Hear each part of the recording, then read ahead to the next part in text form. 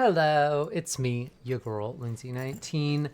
I am teaching a self-tying course, free online, as you may quite possibly know, and you may have been referred from one of those classes. This is my basics course. So if you're jumping in on one of my live things, or like I tend to go through basics on a lot of the courses, but again, I need to back away from doing that. And I wanted to centralize a lot of my essential rope handling and just basic things that I recommend being comfortable with if you're going to be tying either yourself or others. So this is what I know as rope basics as I know it. This is what I use to accomplish most of the things I accomplish. I am definitely not, full disclosure, I am self-taught. I have never been to a proper class in Shibari. Um, and I had very little online classes too. I had a lot of trouble learning through courses and online things, and the closest I found was the Dutchy does good photo guides. That was sort of helpful for some of the very basics, but my breakthrough in Shibari and trying to learn to do rope on myself specifically was the moment when I put tutorials away. And so if I'm like, hey, watch my tutorial, now put it away. But no, really, like that's where when I set down the videos and, because it was like, oh, I want to tie tonight. Well, what are you going to tie? Well, let's look up pentagram harnesses. I don't know, and they got all these guides and people with different video qualities, different teaching methods. The good stuff is obviously paid. The free stuff is like your girls, and you know what I mean. Old Billy Bob teaching you a prisoner's cuff on a YouTube video that could be about 13 years old. But you know what? I learned to do my prisoner's cuff, my modified self bondage prisoner's cuff through that 13-year-old video that old Bob taught. So yeah, I am self-taught. I would say there's like 20% of some of the basics I picked up from guides. But the thing is that I really, it took me a long time. I've been tying for a couple of years. Most of my time was just spent playing on myself and just seeing what works, what doesn't work, what falls apart, what doesn't fall apart. Because when you're by yourself, you don't have a board bottom. You don't have like, another person is on the phone or complaining about, pain or, it's like if something hurts, it's going to hurt. And if it's unbearable, it's going to be unbearable. And there is so much benefit to tying on yourself because you will sit in your own ropes and you will feel what it is like. And I think there is a problem with too many tops who do not have ropes laid on their own body, and they don't know what the compression feels like, and they don't know what it should feel like and what it shouldn't feel like. Like, I think there's so much benefit to self-tying, even if you intend to tie on other bodies. So again, that is the core purpose of this course, is to kind of demonstrate the value in self-tying and or auto shibari. That is one more psychological term. Anyway, so I'm going to go into some of the basics. Rope handling, essentially, you have what's called a bite, which is the middle of your rope. You need to be very comfortable with, like, grab your bite, find your bite. So it's a big mess, right? Oh my god, look why can't I hold up this rope? Like, you know what I mean? Like, this is partly why rope is so intimidating to a lot of people. And it's like, it's a stringed instrument. Like, somebody, like, you get a partner and like, oh, you like to be tied up? Oh, I'll learn shibari for you. It's like, yeah, I'm gonna go learn to play the violin for you, honey. Like, you know what I mean? And that's, oh gosh, what have I done? Okay, good lesson. You got rope tangle. How do you do it? What do you do, right? You don't start at the end. I mean, you could, but that'd take longer. I'd say go somewhere in the meat. Go somewhere right there in the meat. And just slowly, what you're doing is you're looking for your bite, again, the middle of the rope. So just gently kind of pull maybe some of those ends. If you have whipped ends, this may be a little easier. I'll go over that later. But anyway, the first thing we want to do is locate our bite. So say you just got this rope, right? Like, it just dropped out of the air and you have a partner who's like, oh my God, tie me up. Or you're like, oh my God, this rope, I want to tie myself up. What we got to do is find our bite. Okay, so you see how I pulled it through my hand. Again, in Shibari, everything is always doubled like this. You can split rope for certain things. I don't do it typically, and I'm not going to teach it. So you just, this move of running the rope through your two fingers like this, and see how this knotted end here stopped. And I will go over the difference between knotted and whipped ends here in a little bit. I'm actually going to use that knot going through my fingers to snag, so I know when I've got both my ends. And once you've got both your ends here, obviously you want this to be even when you get to your bite. The bite is the exact middle of your rope. So you will take and you will kind of like just pull it through, run it through your fingers, try to keep it as even, like feel as you pull, and then feel what it feels like. Like if you'll tell if you're not pulling like evenly, but now see as I'm getting how it's twisting, that is some trapped tension in my rope from previous ties. We'll release that later, release it back in the wild. But yeah, there is my bite right there. There is the middle of the rope. Of all that rope, that is an 8-meter length. That's usually about the longest you'll have in your, what people sell and what you'll pick up is usually an 8-meter, a little bit shorter. Sometimes you can get 10 meters that you usually will use specifically for chest harnesses. So, look. This is how you like think of this. Like, it's your whole. I don't know. Like, my dad was one of those people who would like catch a snake. Like, we'd be like out like hiking or something when I was like a kid, and he would just see a wild venomous snake on the ground, and would be like, "Hey, check this out." At the time, son, and he would just snag that thing up by the neck and be like, "Hey, got your new pet," and I'd be like, "Wow, that's terrifying. That's gonna be in my room. Okay, guess I could never reach my head in there or else." But yeah, so once, and I'll make a lot of snake metaphors. I'm a big Metal Gear Solid fan, but, it's a thrill, but you're handling it like a snake, like you have control. Once you have it by the neck, you have control of your bite. Now here's a bite saver. Bite saving is what you're going to do to your rope so that you can come back to the bite, when you're ready to tie. There's no shame in just a simple overhand knot. As such, there's your bite right there. This is so you can go throw your rope or whatever, go goof off, and then when you're like, oh, I'm ready to tie, there's your bite, and you just gotta, just undo it, and there you go. Easy as that. If you want something a little bit more advanced, let me show you that one more time. Well, you can rewind it, but whatever. It's just a simple overhand knot, and that is called an overhand knot, by the way. Anyway, so a more advanced bite saver, so there's your bite, is you would do that overhand knots, but instead of doing like a full pull through of the bite, you're going to grab that close end right there, and you're going to pull it just like that much right there. And see what's significant about this little structure is you've got your bite right here. So when you're ready to tie, there it is. So one more time, you're going to do it. And you're going to pull it not all the way through. And don't get confused. That's not your bite because, and you need to feel it release. Like do it like that and feel how it comes out. It's so easy. It may, it actually took my brain several times to wrap my head around this thing, but now, like, I do them just so, as I'm untying, I will throw my rope into these things. As I'm getting ready to tie, I already know where to pull. Once you get comfortable doing this, you can do it as much as you want. As far as the lengths of rope that you'll typically use, and this is I want to bring this up while I'm talking about this particular bite saver, because this is one of the methods I use to keep track of my rope.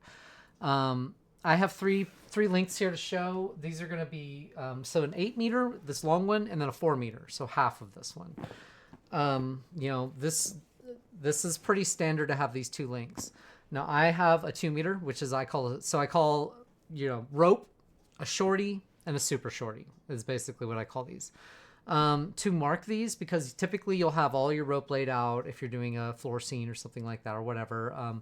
But you want to be organized to some extent. You don't want to need to grab an 8-meter piece and you accidentally snag a 4-meter, because that's happened to me before where I'm like tying or something and I'm like doing a rope extension. And I'm tying and I realize I'd extended with a shorter piece than I needed or two, whatever. But so what you could do, like sometimes what I will try to do, is so this is my 8-meter piece. So what we have is we got a big bite. We got a big bite saver. Now this is my 4 meter shorty. So for this one, we can do a little short one.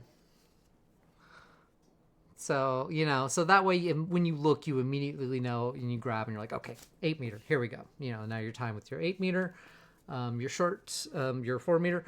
With the super shorty, I tend to always, I don't know why, but to me, the comfortable, optimal method of, I don't know, keeping track of these little things, because you'll hardly ever use them. They're mostly for like rope gags, or finishing a tie, or if you get in trouble and you're like, oh my God, I just need a tiny, tiny bit more. And yeah, but I probably wouldn't go too much shorter than this. But for something like this, I actually will just do it in half and then take the whole thing and just do like an overhand knot or something. And that way, when you're ready, I mean, I hardly use them, especially like in the heat of the moment. So I don't know. But this way, they're very easily identifiable and you won't get them mixed up. And that's kind of the point of that. So we have our identifiable bites here. We have our long one, knowing that longs are 8 meter, our shorty. So a good full rope tying set, I would say, consists of between 3 to 5 shorties, at least 2 super shorties. I mean, at least 1 super shorty. But I mean, if you've got 1, you've got 2, probably. You know what I mean? So 2 super shorties, 3 shorties, 5 standard lengths, is what I would say. And if you're good, maybe, or if you have like, what is that actually? That's 7. So a 7-piece rope set is about my bare minimum. Like if I go below 7, chances are I'm going to run out of that particular color before I'm finishing a full body tie or something. If I'm doing a suspension or something like that, probably going to run out of rope. So if you're, depends on the size of the set. If you want a full body set, I would get about 7 pieces of 8-meter rope.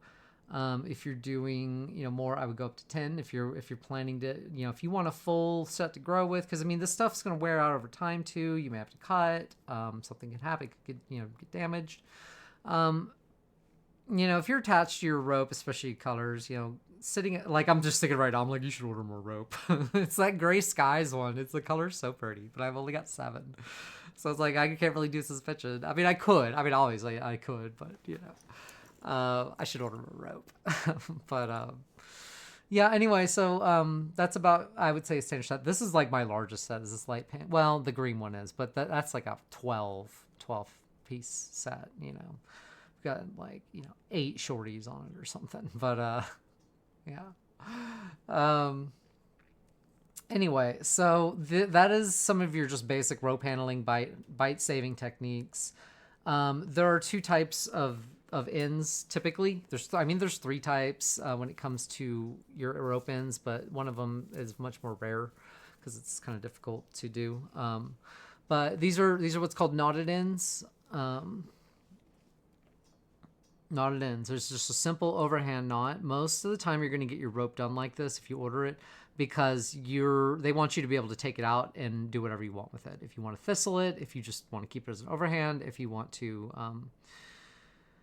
what do you call that bad thing that people do to the rope? Oh yeah, if you want to whip your ends. I'm just kidding. I am, it's like I'm team overhand knot, potentially team thistle if I get there, but I am a huge avid supporter of knotted ends, especially for learning. I think everybody who's learning should go with knotted ends. I think it improves your rope handling as you learn. You can rely on them for a couple things like tie-offs and extensions if you need to. I think the aesthetic looks better. Whipped ends, I don't like the aesthetic. Like I'm not going to sit here and like start like a internet feud, but I kind of want to. I used to say whipped ends for a whipped soul, but I'm just kidding. I'm kidding.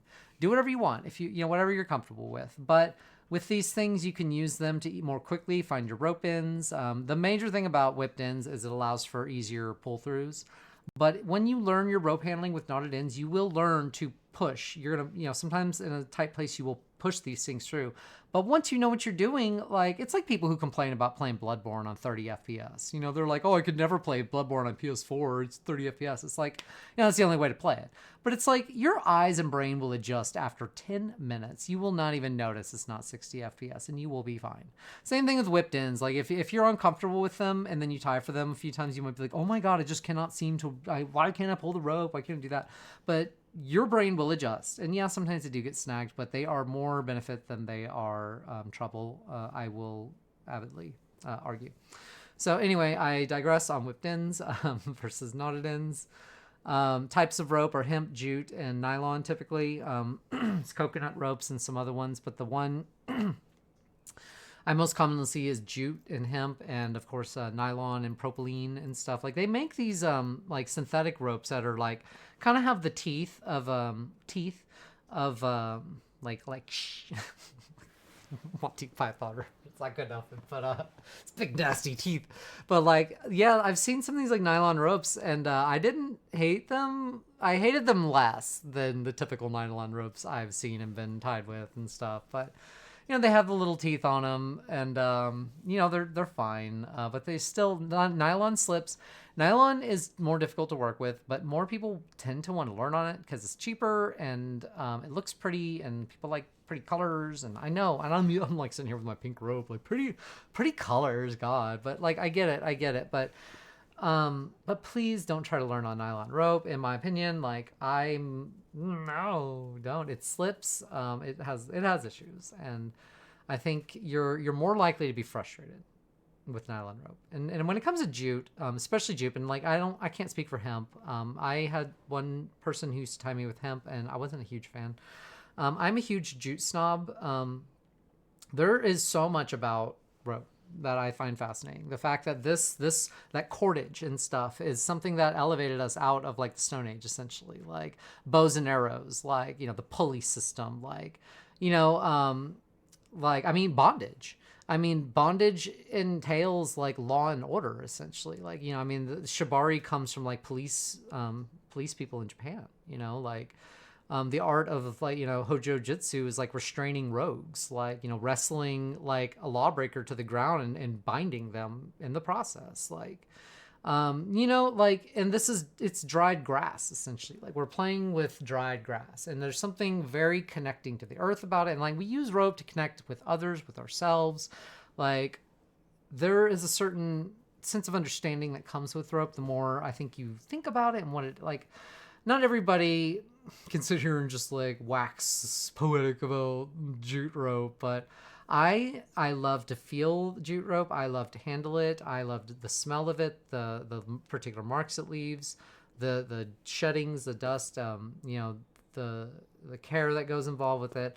I find it very calming and soothing to just handle the stuff and feel it. And when you clean it and stuff, when you're untying, like you're very connected with your rope too. It's kind of like a spider silk, and you get to know it very well. You learn when a hank of rope is about needs to be retired. The rope doesn't last forever. Like you'll see, like it'll start out one way, and over like a year, you'll tie and tie, and then you'll see it get thinner and thinner until like it starts to look not so great. And like I've got a rope set right now that somebody actually is picking up for me that they may try to learn on a little bit. And I was just like, oh God, that retired rope set, it's gonna be so like floppy, and like it honestly though it'd be good, but when you push, especially when you push the rope under, it can start to like want to unravel and stuff. Like it's like 8 years old. It was like my learning set.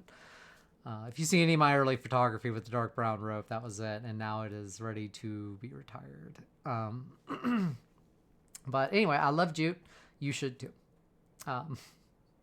IMHO. Let's see. I went over your links. So coiling links for storage or travel. So when it comes to storing rope and jute, so the main thing, like when you're not playing with your rope, I used to do something like, I think, God, what was it? It was something like this, where I would like coil it, and then I would take like the working end and I would like wrap it a couple of times. And then like you can shove this part through the little like loop that you just made. And it's like, there you go. And like in some people, and that's what I see a lot of because it looks cool and like, yeah, it makes it compact. And I used to do it for a while too with some of my rope is they'll do those tight wraps where they'll make it all super neat and they'll wrap it real tight and everything. And that's fine with nylon, but not with jute. You don't want stress on the fibers and stuff, especially when you're not using it.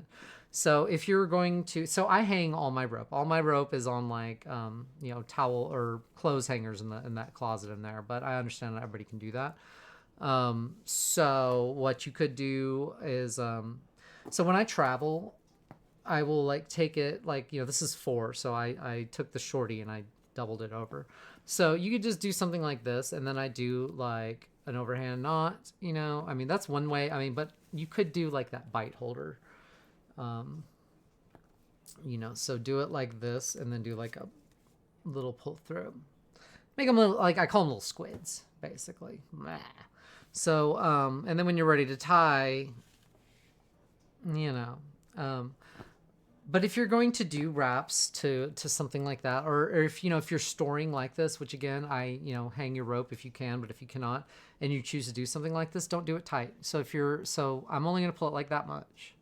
Like there's barely any fibers being stressed in this. Now it's a little loosey goosey, it may come unraveled, but don't do the tight stuff if you're storing jute. Yeah, so just keep that in mind. Your lengths 8 meter, 4 meter, 2 meter, bite holding with the little snake method preferably. So I want to explore the concept of reverse tension real quick. Which is super basic, and you can accomplish a lot through reverse tension, quite a bit. So, this is your bite right here, humility rope. It's going under my leg, and I'm coming back, and here we are. So, I got my bite right here. I got my working end here. The working end is the side that's not the bite. You know what I mean? It's everything but what you're holding. And now I want you to, if you're tying on yourself, which if you have the flexibility, if you can do this, otherwise go on your thighs or something, or your partner. Even just something as simple as holding this. Just hold this. Do you feel where you need to hold it to keep this from falling apart? Feel it. You feel it in both hands, but you feel it in this hand more.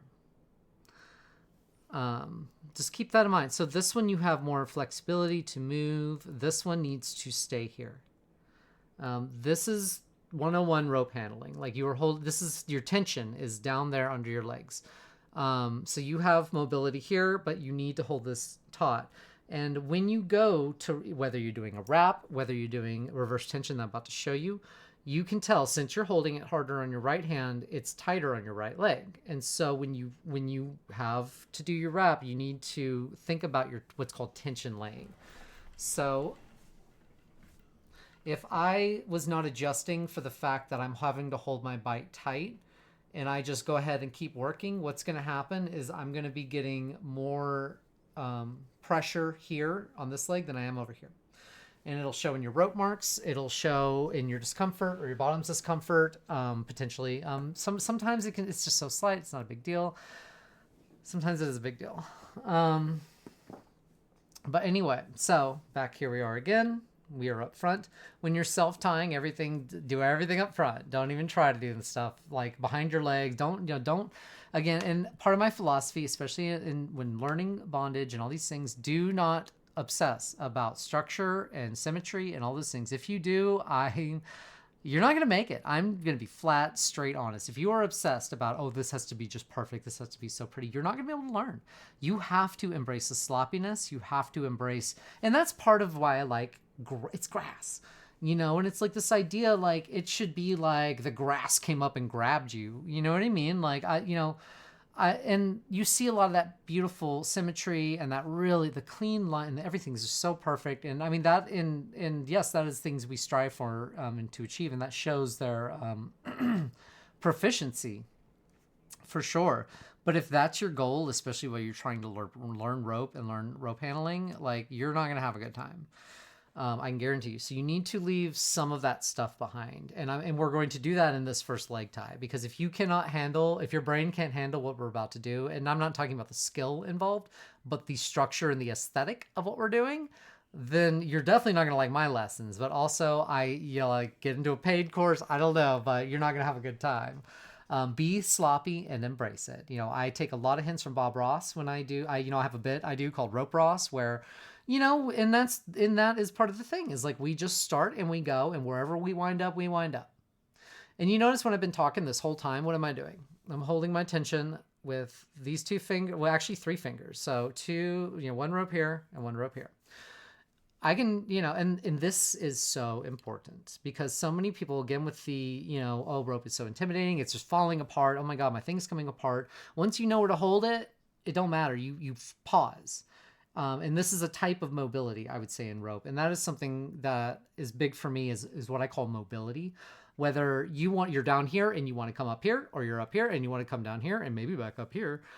Being able to stop and move in different directions, be mobile is really important, but pausing and just stopping and holding is, to me, I mean, yeah, you're like, oh, it's anti-mobility, but it is such a skill. And I think it will make you less intimidated by rope if you know that you can just stop, and think about it, and then go back and test, like, anyway.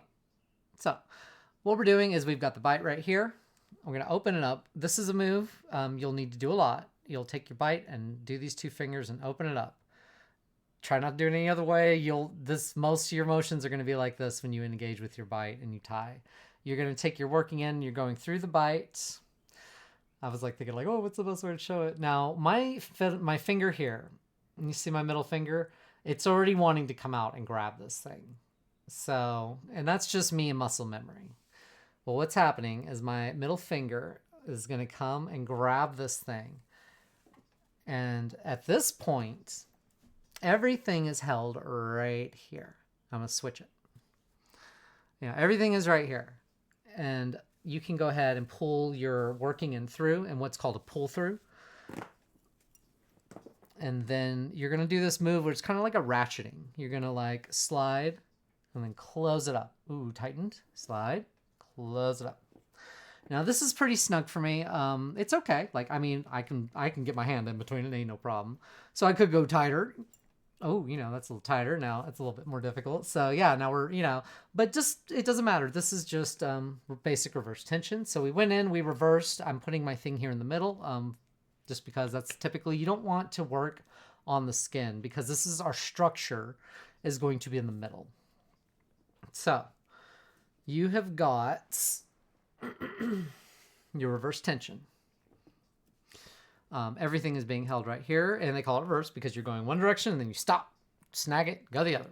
So go all the way around, and now you see how I came under the leg, grab the rope, and it's like I'm sliding it. Now I'm transitioning to a move I call milking the cow. You'll see me do this a lot, and I will explain it more, especially when I've got a longer length, which I do. I probably should have started, but it doesn't matter. So I'm doing another one where I just came right under that first bite we made, and I'm reversing, and I'm going underneath, hook, pull, reverse, and I ran out of rope. But honestly, so okay, so tie-offs. Let's say I have all this extra rope and I want to tie off. Now, to eat it up, there's you could do a lot of things. You could go between, and then you could come up between your legs. And look, I ate up most of the rope doing that. As long as I don't pull what's going on underneath back there too much, I should be fine. You could go underneath and tie off down here to hide the thing if you're just going for an image or if you want to look pretty, whatever.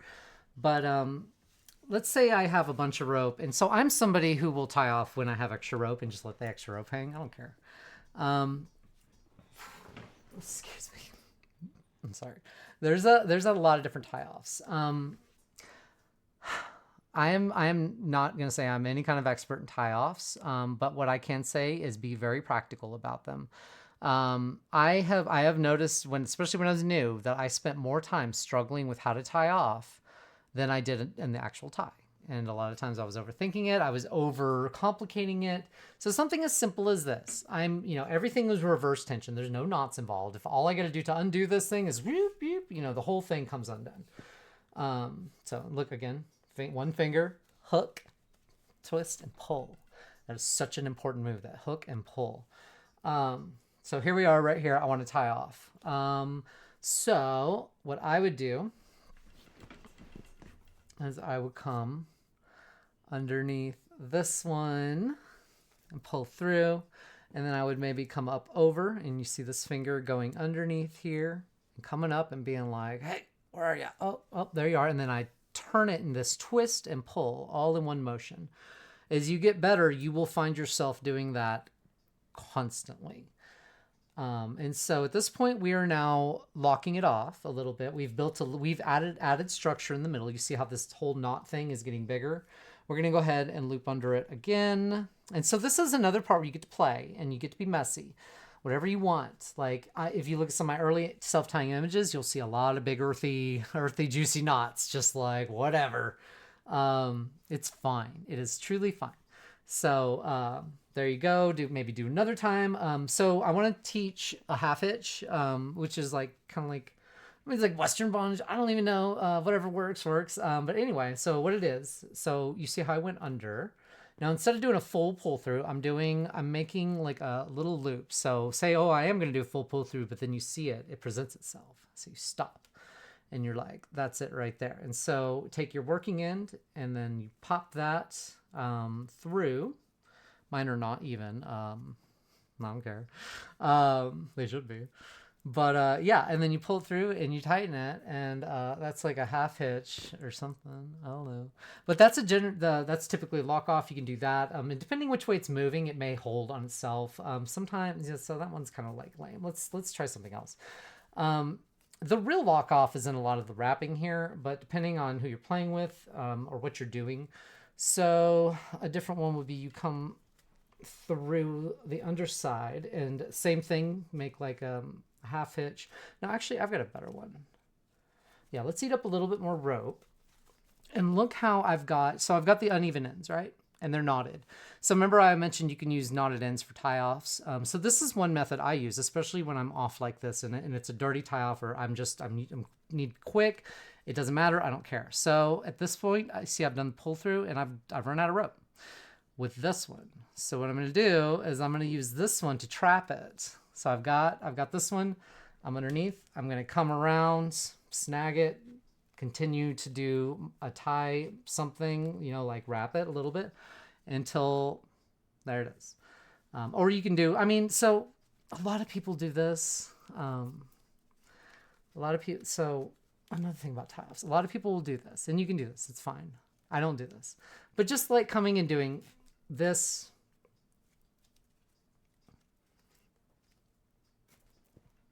just a couple of plain old knots or whatever. I'm not a fan of this. I don't like it.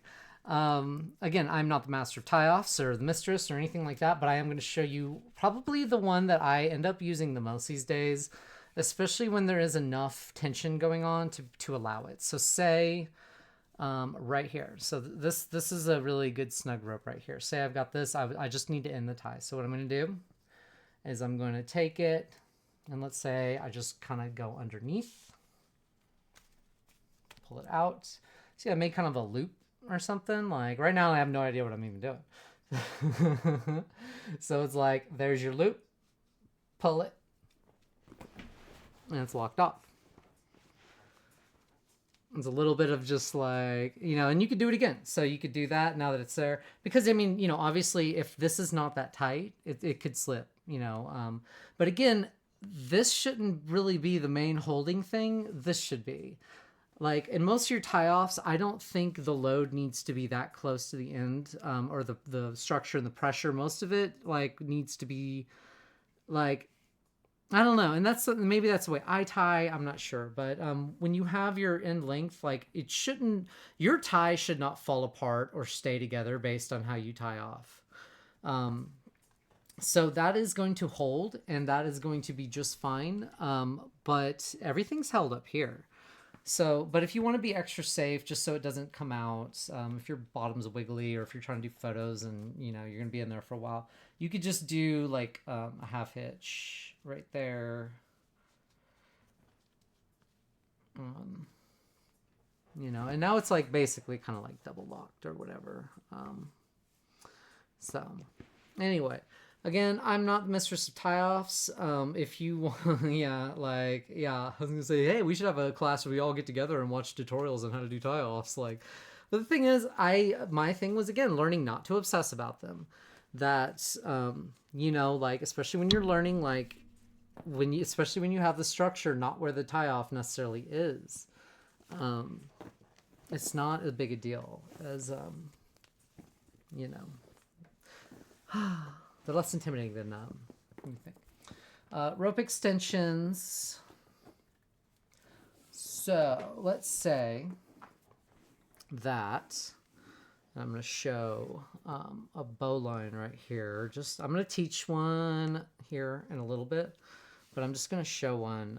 A bowline is a single column that I'm going to do on my legs, which should be a double column, but I just want to use this as an example of how to do rope extensions. So say you've got this.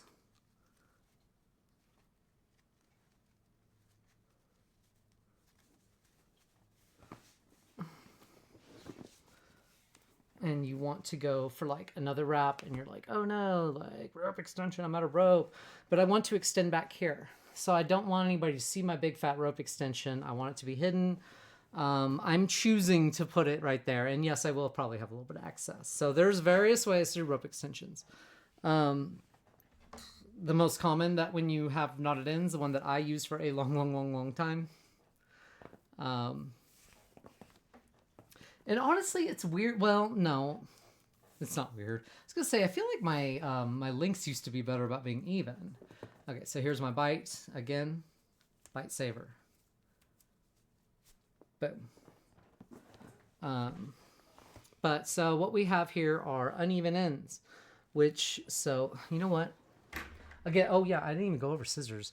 Always have scissors, and if you're bottoming for somebody, don't tie with them unless you see the scissors or they show them to you.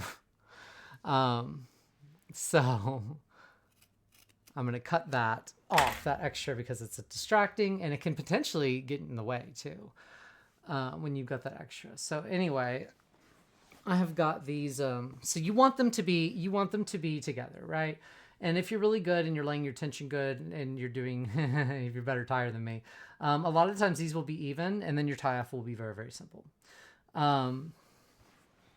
If it's not, we will show you how to fix that.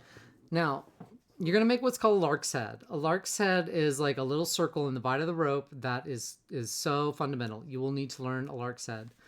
And there it is. You got it? Okay, now here's how it goes. I'm just kidding. So remember when I told you that opening move with the bite and how that was important? It's important because, yeah, like it's like make a little swan, not a little origami swan. You pull the tail and it like flaps its wings.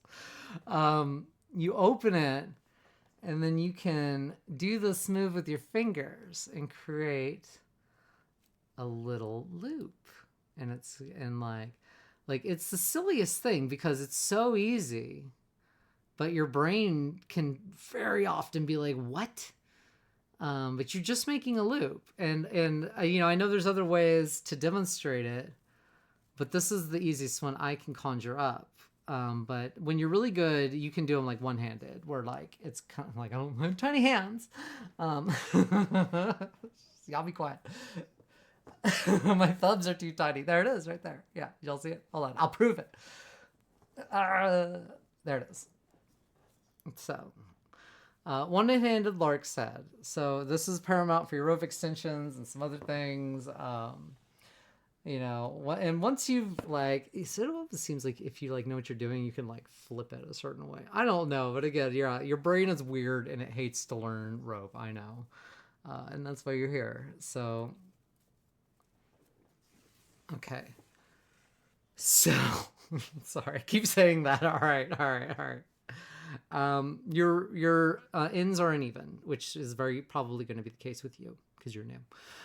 What you can do is you can even them up, or like, I actually used to try to even them up a lot more. Like I would be like, okay, well, if this one's a little bit longer, then I can just like kind of like wrap it, or kind of, so you could do like an overhand knot, and then you've made like a knot, and that's all you're doing. You only need to make a snag. I'm going to just demonstrate real quick. If they're together, or if you've made them together, all you do is you take your lark's head, your little circle guy right there, and he goes over, and then you close it, and then you slide your lark's head to the ends.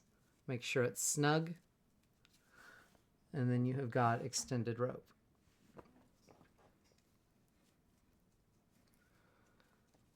So again, if your life is easy, they're together, you'll get your lark's head and you'll just eat them up. Nope. Eat them up. And then close it up. I screwed it up. But it's okay. Because, you know what? It's easy. You just do it again. Boom. Okay. So that was the way I commonly would use if they were together. Boom. If they're not, I would like really I would finagle them to get together. But now I'm like, guys, you all got to get together. But the way I do it now, if I have just like this much, so say I remember I said I want to extend it one loop to, I want it to be back there. So I don't really have a lot to work with. So honestly, what's going to be best for me in this scenario, I'm going to make a little overhand knot, but it's going to be fully clothed. Wait, yes, my overhand knot will be fully clothed. Yes. I just overhand knotted it. And then when you've got your bite, your lark's head on your other rope, you eat up the whole thing, pull everything out, and then you close it up and then slide it to the end. And you've extended rope. Now, that's a pain in the butt to do it like that, only for the reason that when you're untying, you have to pick that out.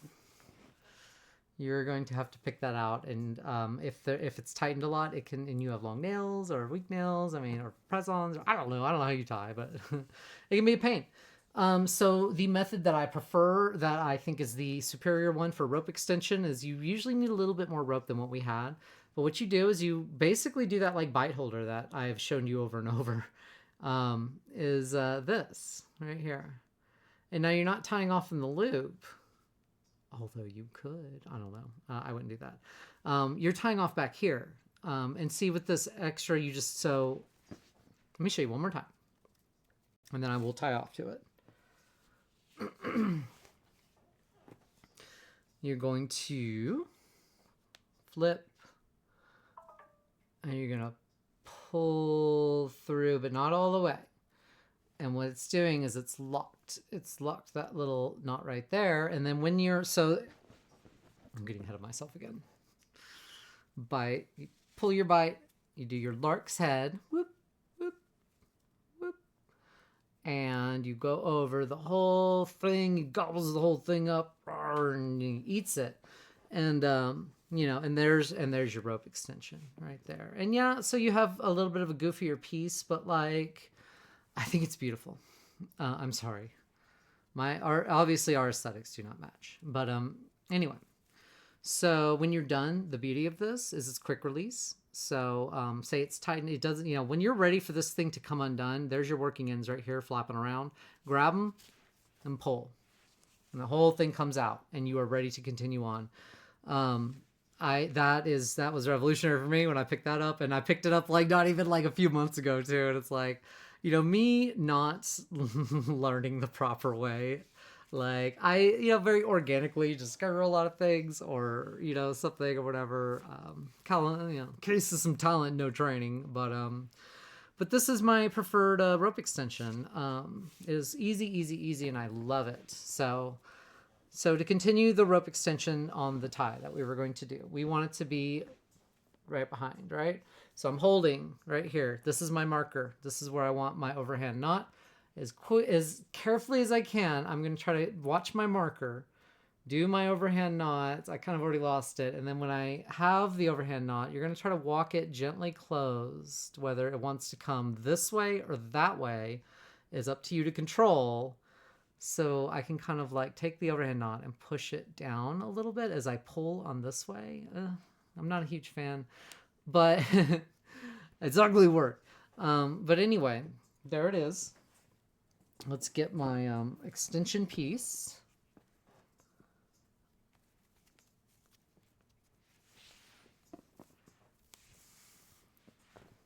Okay, lark's head. There's my bite. Open it up. Make my little circle. Eat the whole thing up. Tighten it. Slide it. Extended rope. And then you're going to go under again. Now, you can tighten it up to try to fix it, but I didn't do a great job. See where the knot is? That's not ideal. It's not great. I wanted it to be more in the middle. So yeah, I kind of flubbed it. But it's not a big deal. If it was on a nerve, if it was on a bone, if it's in a sensitive spot, you might want to fix it. But me, on this, something like this, who cares?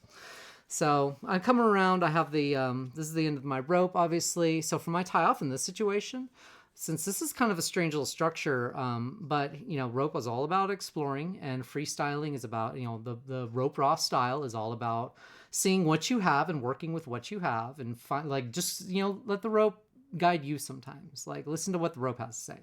You know, that was, you know, something I like to, again, watch, you know, everything just right there.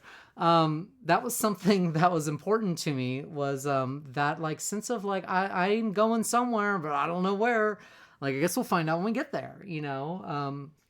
And having that attitude about rope it's fun. I mean, it's almost like discovery, you know, you sit down and do chest tie, and you never know what's going to come out.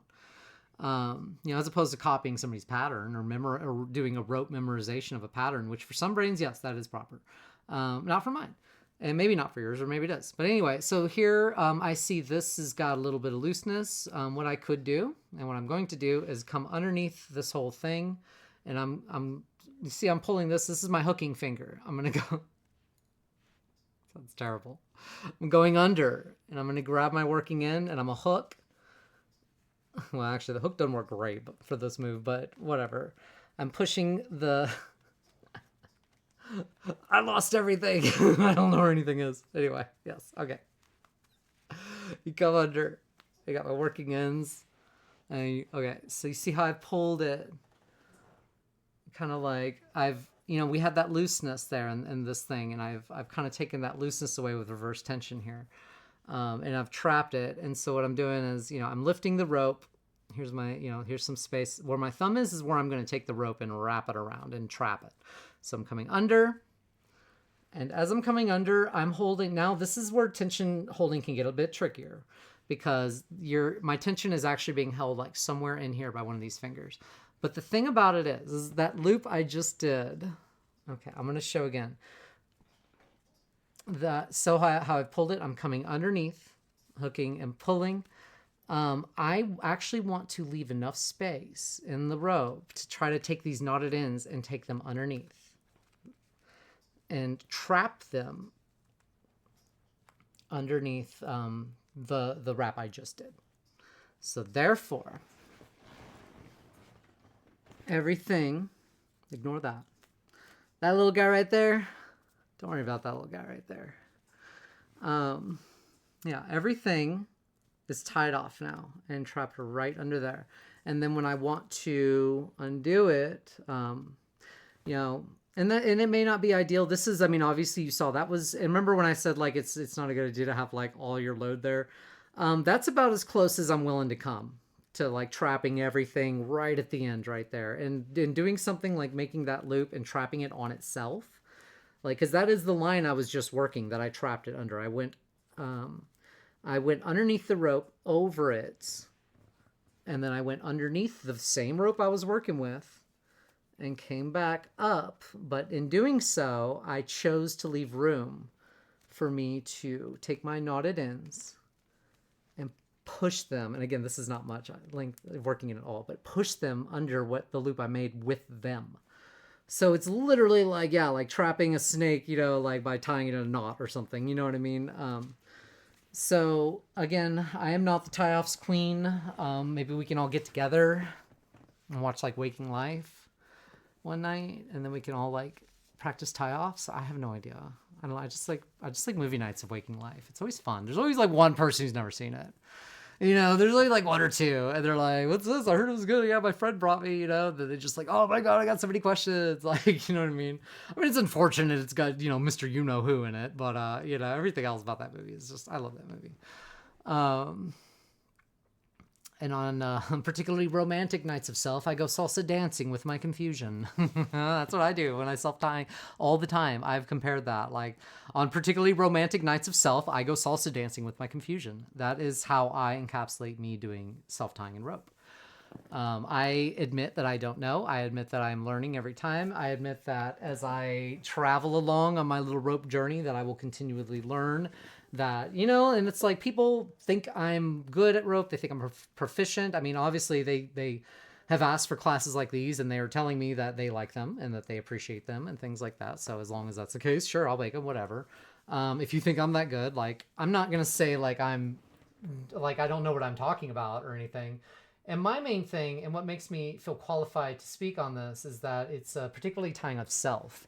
It's not tying on other bodies because that is not my proficiency. I am more of a loner. I am more of, I mean, most of my rope handling experience, I mean, I do more bottoming than I do topping out on other bodies. When I started out as a rope bottom before I got into tying, like I was, I learned to kind of how to manage rope when I was in rope before I even started putting it on myself.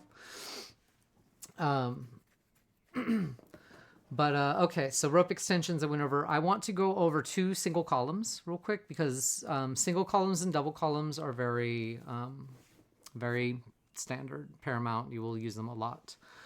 The single column, which one? I don't want to show you bowline right away. I want to show you a different one. One that where you do a bite. So you're gonna bite this. That's what I say when you come do a full pull through, and you do a reverse tension. Now don't do it tight. And when you tie on a wrist or an ankle, never tie too close to what's called the root. You always want to be up here when you're tying a wrist or an ankle. You want to be up here where I am, even though like it seems a little bit high, right? But so you're doing a simple reverse tension, but don't do it too tight because you want to leave at least, and that's typically a rule of thumb, is you want to be able to get 2 fingers under any lay of rope. If that's you, whatever. But yeah, good advice. Anyway, so do a reverse tension, but don't pull it tight and come all the way around until you sit back here at your original, where you originally did your reverse tension. So at this point, what you could do is you could come under that bite you just made, and do a pull through. And at this point, you've got a reverse tension single cuff. It's functional. It is, it is what it is. It's not ideal. It's not pretty, but it is functional. And if you want it to be more stable than this, what you can do is you can make it into like a Hojo cuff or something like that, where you see how I made this little knot right here. I made that knot and see how I went underneath. So let me show you that one more time. So I have my rope out. I'm going under with my finger because it's always easier to hook and pull than it is to push. But you know what? Actually, in this case, it might be better to push. So, but I'm opening up with this finger. I'm taking the other one and I'm pushing the rope through. It is actually. But I'm not doing a full pull through. I'm only making the loopy-loo. But what has happened here is the rope is going under the structure and it is now pulling up. And it will continue to pull up as long as you do the cow hitch or the half hitch, and you're holding all your tension in the spot on this hand right here, and I'm doing my pull through slowly. And now what you've got here is a single column that will not collapse, that will not tighten on itself, that you can pick up, that you can, jerk around or whatever. This is a stable single column. I know it's not pretty, blah, blah, blah, blah. I use single columns like this a million times, learning, and they're fine. And now I'm going to show you a bowline, and I'm going to show you why the bowline is typically superior, but it is a collapsible knot, and if you don't know what you're doing, it can collapse on you.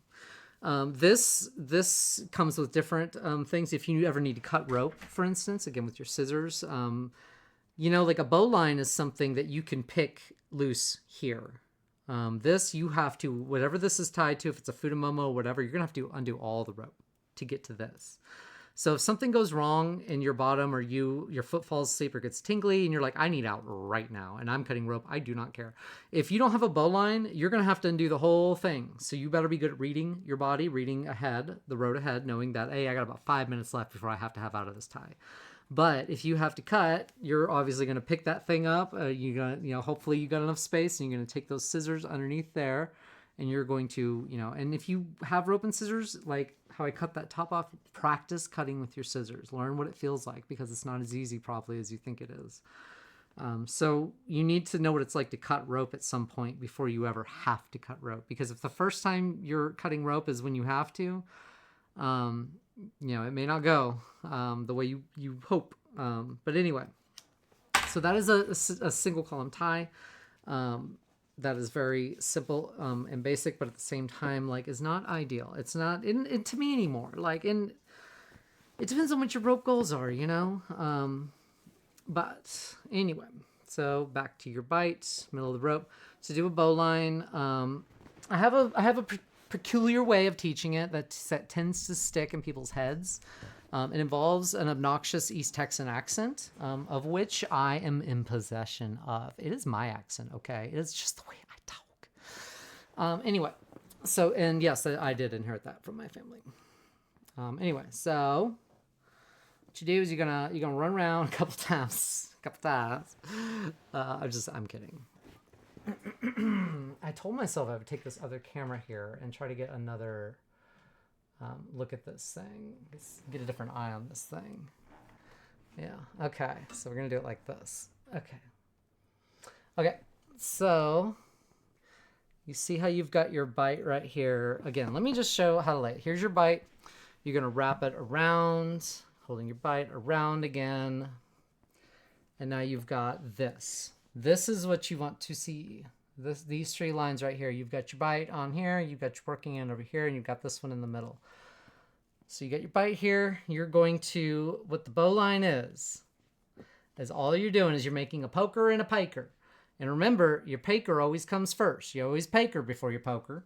I'm just kidding. That is so obnoxious. But it's true. You always want a paker before your poker. So it's like, there you go. You're making, this is the first loop is your peaker. So slow it down. I always get ahead. I forget. So there's your basic structure. You can hold everything in place right here. You're just you hold it like this or whatever, loop it around your bite. But you want to leave a little bit of space, because this is your peaker right here. And it's called a peaker because you should be able to peek through it. The poker is because this is the side of the poker. You're going to poke this through, and you're going to pull it out the peaker. And that is the bowline. So you make the circle, you make the paker. Now you got a little space for that paker, and that's fine. You can have as much space or little space as you want. Now you got it. And now what you're really doing is you're just trapping the rope right there. Now you take that bite. Now you poke it, and you only need to take one. Don't take all that rope. Just take one. Just take a little bit. And you poke it on through. And now see how I'm holding everything. Just like that. And I know this is terrible to show, but as I've pulled the whole bite through the peaker, I poked it through the poker and pulled it through the peaker. I am now holding the bite taut. And as I'm doing that, I'm working the bowline. I'm walking it closed. And now there it is. And now you've got a single column. And now the reason I left this much bite is because this is a collapsible knot. It can work its way. It can move. If you are not, if you don't have a lot of bite on this thing, I have seen these things about come apart. If somebody let me demonstrate. Actually, let me just demonstrate. So let's say you're being stingy with your bite on your bowline. Your rope is expensive. I don't know. But let's say you make your poker, and or no, God, I'm screwing up my own bet. You make your poker. Now you make your poker right there. You see, and now really all you're doing, again, you're taking the bite and you're trapping the poker. You're trapping the rope that you're traveling around in the circle. That's all you're doing. Once you realize that all you're doing is taking your bite and you're trapping the rope in place and pulling it out through the peaker, then you've got it. Like, you know, you can literally do them one-handed on your wrists. So, which I will teach at some point. So anyway, you take that one cord, you kind of grab this whole structure with one finger if you can, lift it up so that you can push that through the peaker. Remember, you have to pull this first. And look how I'm not even touching nothing. Everything is being held by the bite right here. As long as, and you do not relax that bite until you walk this thing closed. So there it is. And you just kind of like figure out which way it's moving. It was, I think it did in the wrong direction there. You see how I have a lot less bite here. And honestly, that's fine. I go with that, you know. But somebody who's really stingy where rope has got high tariffs on it or something, you know, you might not have much rope at all because of tariffs. So let's say you got even less bite. My God, I wanted to learn Shibari. It's so expensive. Okay, so there's a bite famine. Oh, come on. A bite famine? That's a dark joke. Okay, so there's bite shortage. Shortage. I mean, yeah, whatever. Anyway, so you don't have much bite anyway, right? So there's your peaker. I just made your peaker, and there's your poker, and then you are going to take this part, your tiny bite, and again, you're gonna pick up the whole thing, and you're going to pull the bite through. Can't see it at all, basically, and I'm gonna work it closed. Now look at this. Now look at that. You see that tiny little bite right there? You see that thing? Cute, huh? I'm just kidding. That's gonna spell disaster probably. And you may get a rigger. You may get somebody who's like, oh, it's fine. You know, oh, I got the bowline on, because sometimes people struggle with bowlines. I have seen them all with my eyes. Like, I have seen them struggle day and night with these bowlines. Like, oh my God. So anyway, this thing can collapse. And then boop, boop, boop, just came apart. Now, to illustrate the benefit of the bowline, the best benefit of the single column Somerville bowline. Again, here we are. We have our basic structure of the 3-piece. You're doing a loop with your paker. Leave a little space because you want to be able to pick through. You do your poker where you're really just trapping the rope. And then you're taking your one and you're just, see, I can take my finger into the peaker and then go and actually just go search for the bite. And then I just kind of poke through the peaker and pull it out. Now I'm all confused. I'm just kidding. But anyway, there it is. You pull it through, walk it closed, and then you've got your single column bowline. So say you're doing a futomomo, right? Or you're doing something, or you got somebody like tied up, right? And I'm going to tie off right here all weird. Come under. I'm using the knot and the tension of the rope to trap itself. It's my tie off. But honestly, like, if you wanted that to hold better, what you could do is take that longer piece and loop it under. And then, or even like wrap it around the other one or something. But anyway, there's a silly little tie off. But so you got you or your bottom, and suddenly like your shin's hurting or something's hurting, or you get a phone call, you got to get up, right? The bowline's biggest benefit is that you're going to be able to pick it out. Now, I will mention for particularly for people with weaker nails or with short nails, if you have a bowline on somebody and it's been a while and the struggling can make it tighten, and then when you want to get it off, you may not be able to as easily as you'd like. So I usually keep scissors, or actually have a little like hook, like not a knife, but it's like a hook thing that I use. But it's the knot right here. It's this that knot. You're gonna push it, and once you've pushed it a little bit, your bite here, you should be able. This is your freedom. That is a terrible view, I know. But you should be able to pull that thing, and there's only the one. You see how the bite's coming out? And once it's out, the structure comes apart without you needing to untie the rest of everything.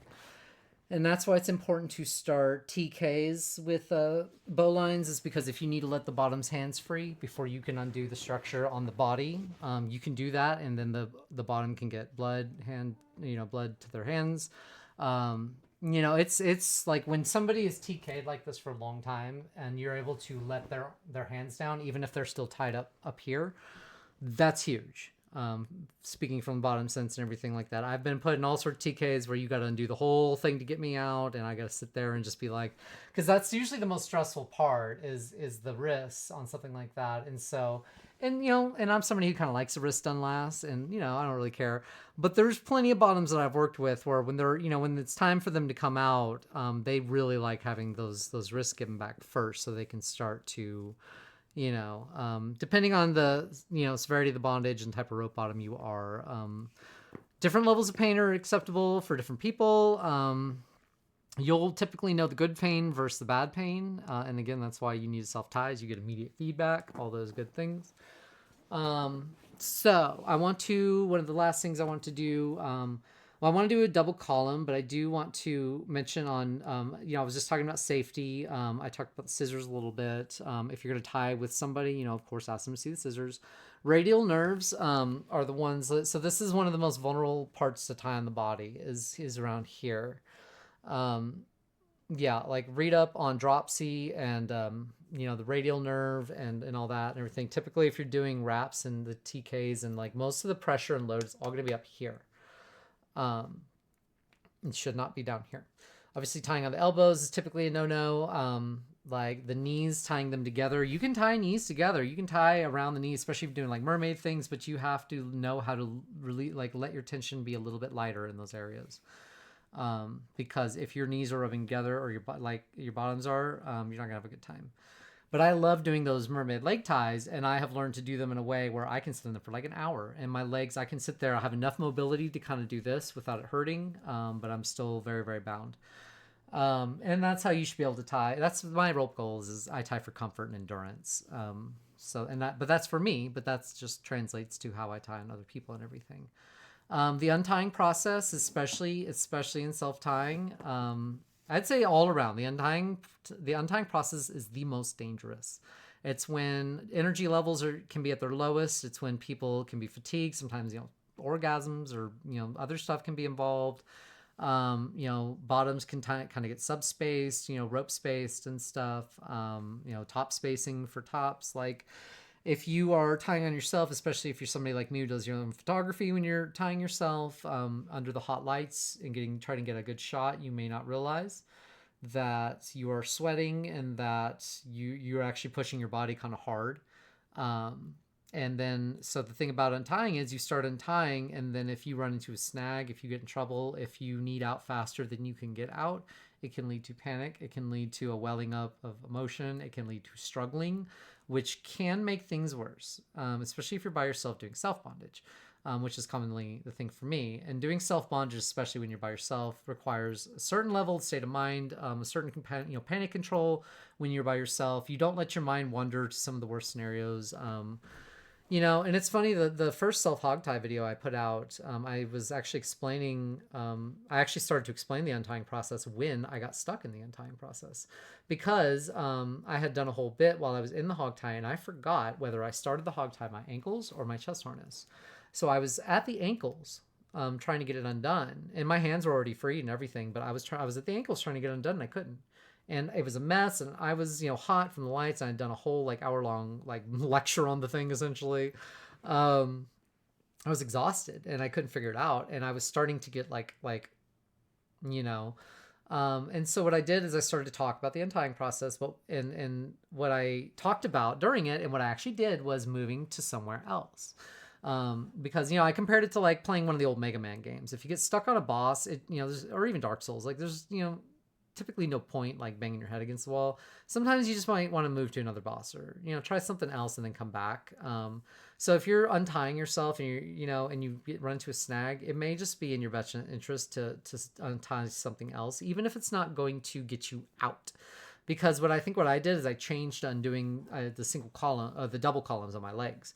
Now this wasn't going to get me out of the hog tie, or and it's like I just wanted out. It was like it wasn't like hurting, it wasn't like anything. It's just I've been in it for a while. It was bending my back, as a hog tie does. I'm a hog tie lover. I can handle it, but I was at a point in my brain where I'm done with the self bondage. I'm done with the bit. I want out.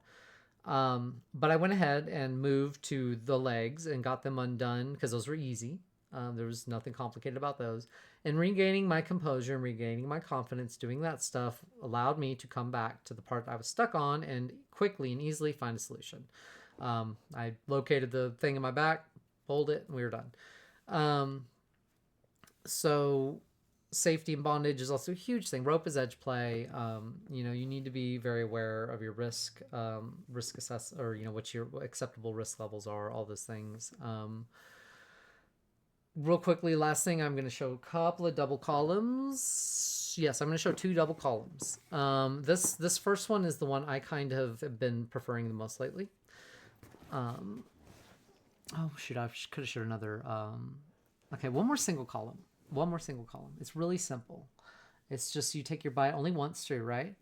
Just once through. And then your working end right here is you're going to make a loopy. I call it a loopy bloop. You make a loop, and then you take this, your other end, and you bloop. Did I do it right? I don't think I did it right. No, I did. You did it, and then you do it again. So you do it, and then you take it, and you spin it like that. Okay? And you do that twice, and that makes a very quick single column. And that way, if you want to do somebody's wrist or, leg, or you just, mess with them, or, you do rope extension with this as well. Once you have your knot that you want to extend, you can tie off on it. So knowing this single column is paramount, and it's also going to affect the double column that we're about to learn. And as you can see, there's no pull through, there's no bite through or whatever. So you don't have to do that pull through. So again, here we got it. Take your rope. And so the first one, my brain gets so weird on this, but you just do it until it doesn't work, or does, or whatever. But anyway, so there's my knot. You see there's a little bit of twisting in the rope, probably too much, I feel like. But you go ahead and put your bite through, and then you take the whole thing about where you want it. So I want to leave, again, you need room down there. So I'm leaving about that much before I'm going to loop the rope again and tighten. And then, make sure you're traveling in whatever direction. And then that's it, so I think it's called a surgeon's knot. I think that's what somebody had told me. So anyway, I teach you that other single column just to teach you the surgeon's knot on this double column. So what you're doing, similar to a bowline, there's no bite through on this particular one. This is one I highly recommend. Here we go. So just like the bowline, we've got that 3-chord structure. You're going to want a little bit of bite on this one because we're going to go through on it. So don't be afraid to leave yourself a little bit of bite. And that ratcheting move right there where you grab all the rope and kind of like even them out and stuff, that's also really important to learn for rope handling. But anyway, at this point, we're going to cross these things and we're going to use themselves to kind of like cancel each other out, if that makes sense. So what we're going to do, you got them straight, cross them together, and then don't let it fall apart. It should sit just fine if you're using jute. This is your bite right here. This is your working end, falls between your legs. Pull it through the middle and bring it back up. And this is what you're going to use to tighten the double column. You see that, how it bites back there. I lost it, but that's fine. So you grab it, cross, bite goes through the legs, behind, and then you pull it up front. And then what you're left with is this. Surgeon's knot. So loopy bloop. So loop. And then stick that bite through. Pull the bite through first. And then take that working end and bloop. And bloop. And then do it again. So bloop. Bloop. Bam. Super quick double column to be able to do. It will not tighten.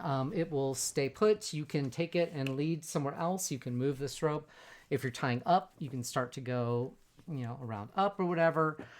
You can grab, you can manipulate your bottom. This is a perfect kind of thing to start with on somebody's like hands. Like if you're starting like a more like central seam. I was recommended once to always tie my bottom's hands first, even if you're going to do something else, just to give them something to do, if that makes sense. And I find that very, very effective. And so I highly recommend doing something like this. Let me just show how quickly that can be done.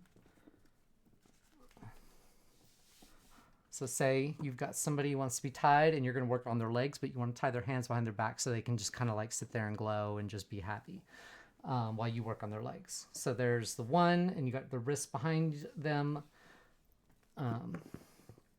Your basic structure, your 3-piece structure, your X. Drop that below. Pull it up. Surgeon's knot.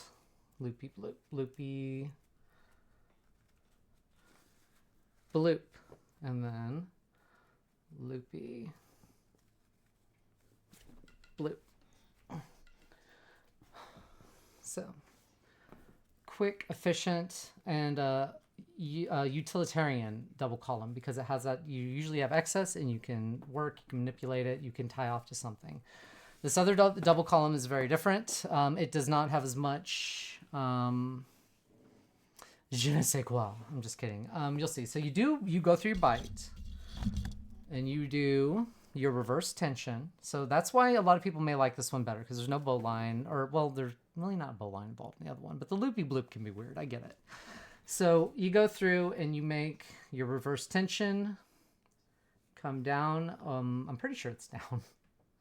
It could be tying, yeah. So you're supposed to typically tie away from the wrists and ankles. This one, the way I do it, I tie towards the wrists and ankles, but I always make sure to start high.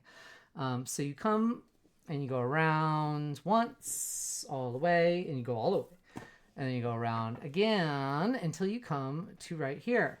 And so what you have here is you have that original bite that you just, started the thing on. And then you wound up here. Actually, do we have enough to do one more? So we can do one more. So here's that original, thing we made. But not the bite. The bite's right here. This is the first reverse tension. So you're going to go through that reverse tension that you made, the first one you made. You can push through your legs. You can come up from the behind until you, and then you come out through the bottom. And then I'm going to have to unwrap one because I didn't give myself enough to tie off. So same thing. I'm right here. Here's the one I made. Come through, go between and behind, and then come up until you wound up where you were. You can go through again. I guess if you want, but really all you need to do at this point, when you're coming back up, is I'm taking my finger, I'm hooking under. If you tie with clothes, do tight fitting clothes. And I'm pulling out and I'm making like a half hitch to lock it. Just something like that.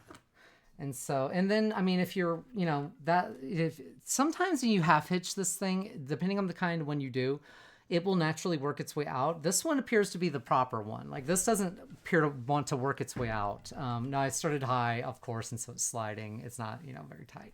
But honestly, this kind of cuff at the ankles is fine because your bottom can't slip it, and plenty of wiggle room, and you could like tie off to something, or you know what I mean. Just explore. But that's it. It's hot in here. I don't know if you saw my face getting red. I don't know why it just got so hot in here suddenly. Yeah, that is it. That is another double column. The only two I want to teach. There's Western bondage moves like the half hitch and the cow hitch and the munter hitch. None of those are really that necessary. I like them. I don't know. The half hitch is great. It's like the half hitch, what the lock I just did. That's generally pretty useful, but they are unfortunate to pick out when you're done usually, because especially they tighten and it can disrupt your flow when you're untying. and typically Shibari doesn't involve those, to my knowledge. And so like I find you shouldn't be picking at rope when you're untying. If you are, then I feel like there's a better way to do it. I don't know, like the bowline, I know that's the one where I'm like, I have a tool to pick at it, but the bowline is not Shibari. I'm like, it's a Western bondage thing. So, anyway, right? I don't know. I don't know anything. Hey, this is a free class. I didn't charge y'all anything. Anyway, so that is all the basics I have to teach, I do believe. Thank you. I hope you watched the whole video. You need to. I'll try to do timestamps and segregate it so y'all can, why am I talking to y'all like y'all just watch the whole video? Anyway, that's it. Yeah, that's all I got to teach you for basics. I hope you enjoyed. I hope they were actually useful to you. I hope you come to one of my classes. Yeah, so Linzy19 out. I don't know. Bye.